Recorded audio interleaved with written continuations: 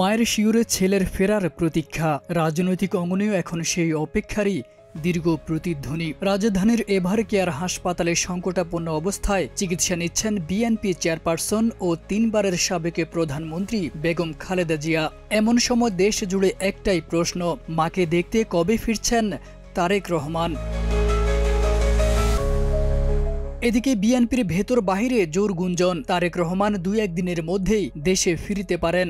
এমনকি তার অবস্থানের জায়গাটিও নাকি নির্ধারণ করা হয়েছে। তবে সামাজিক মাধ্যমে তারেক রহমানের দেশে ফেরা নিয়ে একটি ভিডিও ভাইরাল হয়েছে, যেখানে দেখা যায় তিনি লন্ডন এয়ারপোর্টে অবস্থান করছেন। আর তাতেই নেটিজেনরা বলছেন তারেক রহমান দেশের উদ্দেশ্যে রওনা হয়েছেন।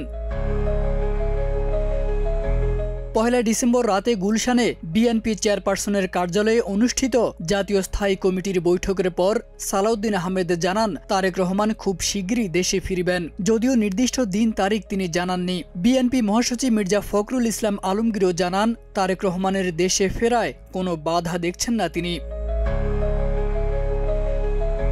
একই মত দেন অন্তর্বর্তী সরকারের আইন উপদেষ্টা অধ্যাপক আসিফ নজরুল। তার ভাষায় তারেক রহমানের দেশে ফেরার বিষয়ে কোনো আইনি বাধা নেই বলে জানা যায়। দেশে ফিরলে তার নিরাপত্তা নিশ্চিতে সর্বোচ্চ সহায়তা দেওয়া হবে বলেও আশ্বাস দেন এই উপদেষ্টা। এদিকে নিরাপত্তার বিষয়ে বিশেষ যা যা দরকার সরকার তা দিতে প্রস্তুত আছে বলে জানিয়েছেন স্বরাষ্ট্র উপদেষ্টা জাহাঙ্গীর আলম চৌধুরী।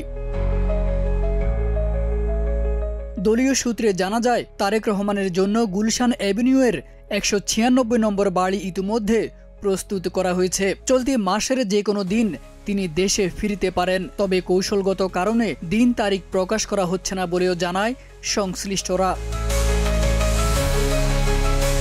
মায়ের শারীরিক অবস্থা যখন চরম সংকটের মুখে, তখন তার একমাত্র ছেলের দেশে ফেরার প্রতীক্ষায় রাজনৈতিক অঙ্গন সহ পুরো দেশ এখন তাকিয়ে আছে লন্ডনের দিকে।